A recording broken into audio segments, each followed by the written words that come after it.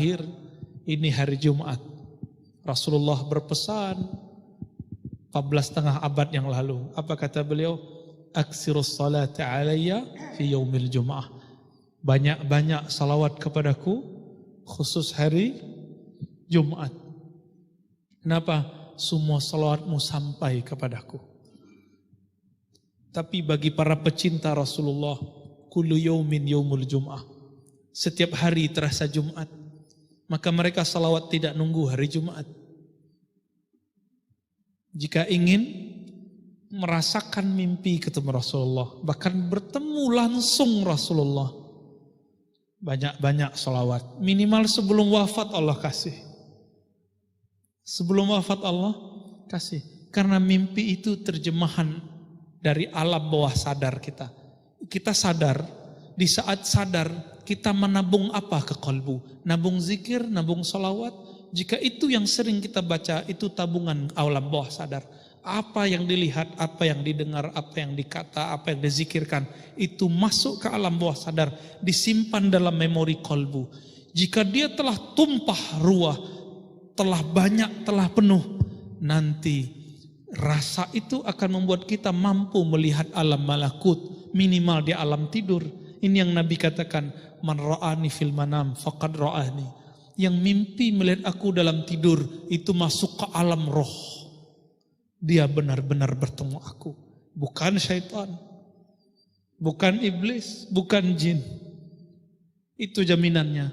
Maka itulah hiburannya orang beriman. Dan ini yang kami tahu hanya ada para ulama-ulama aswaja, ahlus sunnah yang bertasawuf, yang berzikir, bersolawat tiada henti. Semoga kita termasuk itu yang Nabi sebut dalam hadis, la tabqa minal mubasyarat. Tidak tersisa lagi dari mubasyarat, dari kabar-kabar gembira, dari kabar-kabar rohani, kabar-kabar langit, hiburan bagi ulama-ulama, hiburan bagi ahli kalbu, kecuali ar-ru'ya salihah, mimpi-mimpi yang indah. Apa mimpi yang indah? Bukan mimpi basah, tapi mimpi bertemu roh paling mulia, roh Rasulullah sallallahu alaihi wasallam. Saya doakan siapa saja yang beramal salawat banyak-banyak, saya doakan semoga segera ketemu Rasulullah. Enggak sekarang, nanti, enggak nanti terus. Tapi ingat, kita salat bukan karena ingin mimpi. Kita salawat karena ingin menyampaikan cinta dan rindu kepada Rasulullah. Maka digabunglah la ilaha illallah Muhammadur Rasulullah sallallahu alaihi wasallam. Udah Pak? Ya kira-kira itu. Mau tanya jawab? Ya. Kalau zikir apa yang mau ditanya? Ya silakan kalau mau tanya.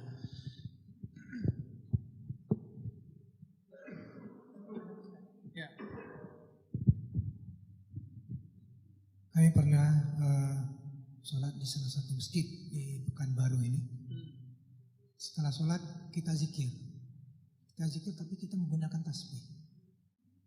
Setelah kita zikir, kita didekati oleh salah satu jemaah mengatakan bahwasannya zikir menggunakan tasbih itu tidak pernah dilakukan oleh Nabi. Dan ini adalah bid'ah. Nah itu pertanyaan. Pertanyaan saya adalah, kalau zikir menggunakan tasbih itu dikatakan bid'ah, bagaimana dengan kita menggunakan sarana-sarana yang lain yang tidak juga digunakan oleh Nabi? Sekian Ustaz. Ya. Kawan kita itu baca hadis tidak pakai ilmu usul fikih dan fikih. Kawan kita itu yang mengharamkan atau membid'ahkan tasbih, bahkan tidak membaca buku imamnya sendiri. Nama imamnya kan Ibnu Taimiyah. Kita telah bahas kemarin ya. Imam Ibnu Taimiyah. Mereka kasih gelar Syekhul Islam. Membolehkan pakai tasbih dalam sholat.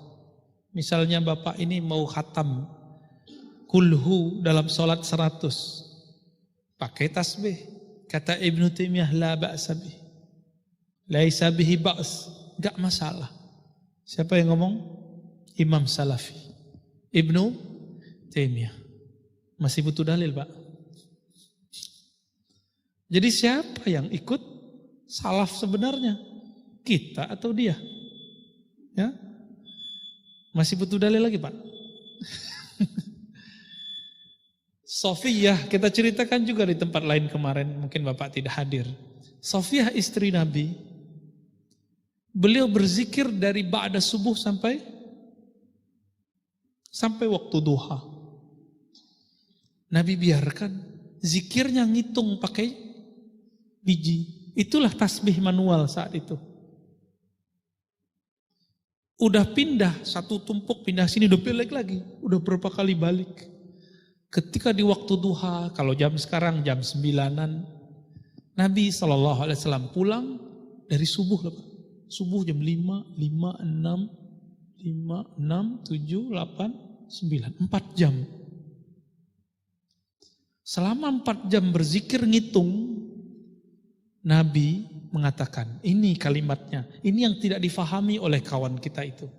Dia salah faham baca teks hadis ini. Apa kata Nabi? Wahai istriku, maukah engkau aku tunjukkan yang lebih afdol dari ini? Dari ngitung-ngitung. Kalimatnya apa? Afdol. Apa arti afdol? Lebih baik. Berarti yang itu baik. Ya kan? Saya punya 2 mushaf. Mushaf ini lebih baik dari mushaf itu. Gitu misalnya. Bukan berarti mushaf yang itu jelek. Tapi ini lebih baik kualitasnya. Bisa paham? Kalimat Nabi, kita aja bukan orang Arab paham kok. Masa mereka nggak paham ya? Lalu Nabi SAW memberikan kurikulum zikir baru. Oh ternyata yang tadi itu kurikulumnya zikir ngitung.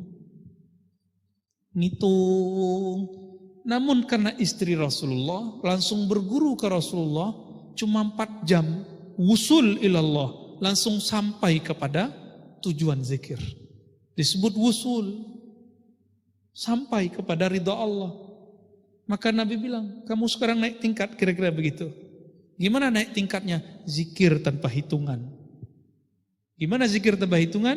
Subhanallah bihamdihi, subhanallah azim, adada khalqihi wa zinata arsyihi wa ridha arsyihi wa midada kalimatihi. Zikir subhanallah sesuka-suka Allah. Seberat arasy Allah.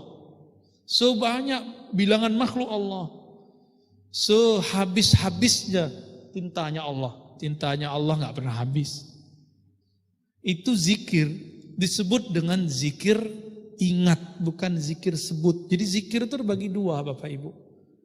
Zikir menyebut subhanallah, subhanallah, subhanallah. Kita hitung. Ada zikir namanya zikir ingat.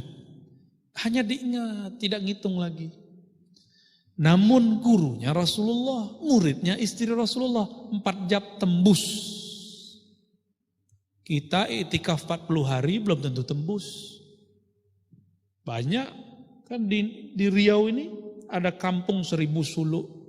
Ya kan? Kampungnya antum kan? Ya, 1000 suluk namanya. Saya baru ingat nih hari ini. Ya. Siapa syekhnya sekarang? Syekh Aladdin ya. Banyak di situ. Sini ada, sini ada, sini ada. Dan itu dahsyat sekali. Cuma saya tanya ke guru-guru itu. Kok belum mateng si murid udah dikasih yang baru zikirnya, Buya? Apa jawaban beliau? Zaman dah berubah nak. Kalau nggak dikasih kete hatinya.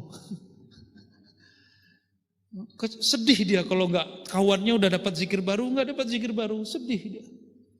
Padahal dulu guru kami cerita, ya salah satu anak dari guru kami. Jadi guru kami punya guru. Nah, gurunya itu punya anak, berarti seperguruan, ya, satu angkatan di daerah Batu Hampar sana. Namanya Tanyuh, ya, seperti pertigaan perempatan di Payakumbuh sana Pak.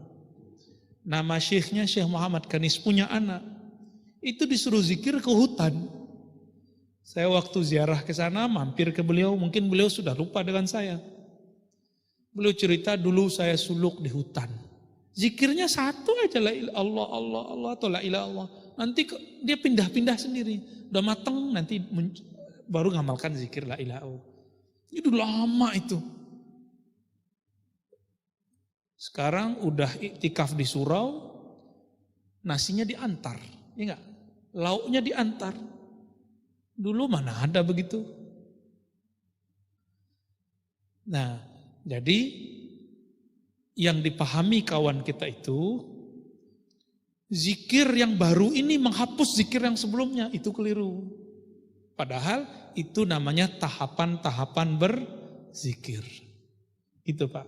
Maka kalau belajar zikir wajib ke ahli zikir. Dia tahu, seperti dokter itu tahu dosis. Selama 4 jam Nabi biarkan dosisnya bekerja, zikir ngitung. Dan asik loh Pak zikir ngitung itu. Ada keasikan. Awal-awal zikir 100 kayaknya lama. Kalau udah sering, gak mau 100 berhenti. Nambah jadi 1000. Awal-awal zikir 1000 kayaknya susah. Ngantuk-ngantuk. Lama-lama 10.000. Awal-awal zikir 10.000 awalnya beban. Lama-lama naik jadi 70.000. Biasa itu. Dan kata Imam Nota'illah Sekandari Syaziliyut Tariqah. Apa kata beliau? Syekhuka man la yut'ibuka. Gurumu itu, mursyidmu itu, pembimbing ruhanimu itu bukan yang kalau zikirnya dikasih ke kamu merasa terbebani. Tapi guru hakikimu, kalau dia kasih kamu wirid, kamu antusias mengamalkannya. Meskipun berat, tapi lama terasa ringan. Gurumu bukan yang bikin kamu capek. Gurumu yang menghilangkan capek. Dalam pikiran kita, zikir 10.000 capek Pak. Tapi kalau sama guru, dibimbing guru, 10.000 itu sebentar. Apalagi Abu Hurairah, berapa tadi? 12.000. Dahsyat itu ya. Carilah Pak guru yang begitu, banyak di sini. Jangan nunggu lagi, umur tambah terus. Umur tambah terus. Kita ini, tubuh ini kena gravitasi bumi. Tapi rohnya Bapak sama umurnya dengan saya. Roh kita sama tuanya. Sama semua ini, roh kita sama tua. Tapi kan Bapak duluan lahir. Makanya kami yang muda-muda, Bapak yang lebih senior, jika belajar zikir serius, kita sama-sama akan melonjak naik terus. Bisa satu level, sama-sama tua. Tapi yang tidak berguru, rohaninya tetap muda. Rohaninya tetap muda. Oke, cukup?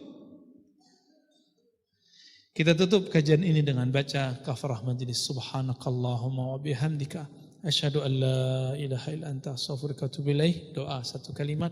Allahumma ya rahmanir rahim ya karim. Ya man ya'muruna bizikr a'inna bizikrika.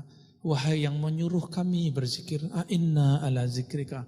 Bantu lisan kami, bantu kalbu kami, bantu pikiran kami menyebut namamu, mengingat sifatmu, mengenang pertemuan kami denganmu. Allahumma inna ala zikrika wa syukrika. Bantu kami ya Allah mensyukuri nikmatmu. Wa husna ibadatik.